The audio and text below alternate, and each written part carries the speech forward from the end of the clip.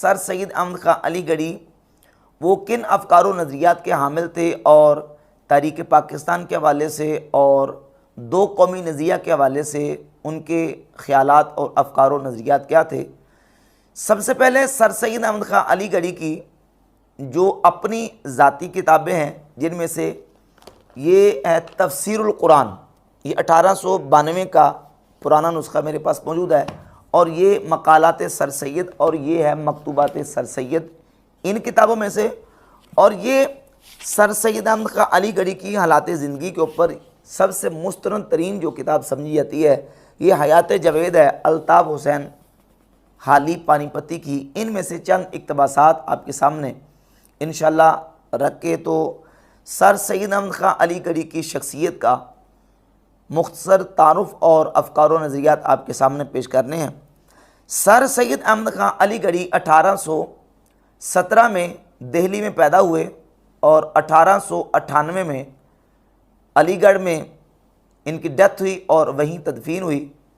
Basic بنیادی طور پر خاندانی اعتبار سے دیکھا جائے تو ان کے خاندان کے عقائد و نظریات وہی اہل سنت والے اور صوفیہ والے تھے۔ بعد میں جب یہ جوان ہوئے تو جوانی کے بعد انہوں نے وہابی فکر کو قبول کیا اور وہابی فکر کے حامل ہوئے۔ اس کے بعد سر سید احمد خان علی گڑھی انکار حدیث کی طرف اور انکار حدیث کے بعد پھر فرقہ نیچریہ کے بانی کہلائے۔ یہ تمام افکار و نظریات سر سید احمد خان علی گڑھی کی اپنی کتابوں میں اور سوانح کی کتابوں میں موجود ہیں۔ الطاف حسین حالی سر سید احمد خان علی گڑھی کے حوالے سے اپنی کتاب حیات جاوید کے صفحہ نمبر 217 پہ سر سید احمد خان علی گڑھی کے وہابی فکر کے حامل ہونے کے حوالے سے ایک اقتباس کو ذکر کرتے ہیں کہ سنا ہے کہ جن دنوں بنگال میں وہابیوں کی تحقیقات اور تلاش ہو رہی تھی، ایک یورپین معزز افسر سے جو اسی کام پر مامور تھا، ریل میں سر سید سے مڑ بھیڑ ہو گئی۔ دونوں آگرہ جاتے تھے اور سر سید کو معلوم ہو گیا تھا کہ یہ افسر وہابیوں کی تلاش پر مامور ہے۔ اس افسر نے ان سے پوچھا کہ آپ کا کیا مذہب ہے؟ انہوں نے کہا کہ وہابی مسلمان ہوں۔ سر سید نے کہا کہ میں وہابی مسلمان ہوں۔ پھر اس نے ان کا پتہ دریافت کیا، انہوں نے صحیح بیان کر دیا۔ جب ریل آگرہ پہنچی دونوں اتر کر اپنے اپنے ٹھکانے چلے گئے۔ پھر سر سید بٹن صاحب کمشنر آگرہ سے ملنے کو گئے۔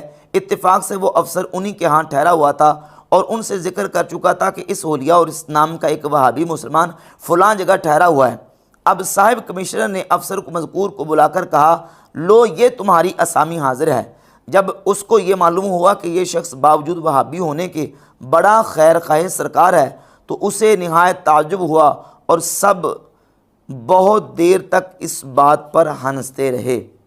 تو سر سید احمد خان علی گڑھی کا وہابی ہونا الطاف حسین حالی نے اپنی اس کتاب حیات جاوید جو کہ حالات زندگی پر لکھی گئی ہے سر سید احمد خان کے، اس میں بیان کر دیا۔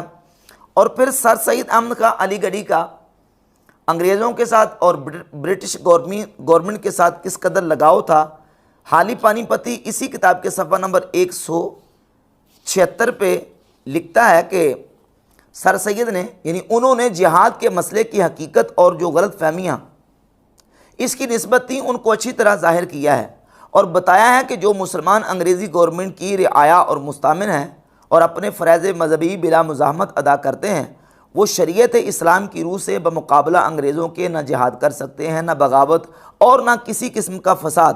ان کو ہندوستان میں انگریزی گورنمنٹ کے زیر حکومت اسی اطاعت و فرما برداری سے از روئے مذہب اسلام رہنا واجب ہے، جیسا کہ ہجرت اولا میں مسلمان حبش میں جا کر عیسائی بادشاہ کے زیر حکومت رہے تھے۔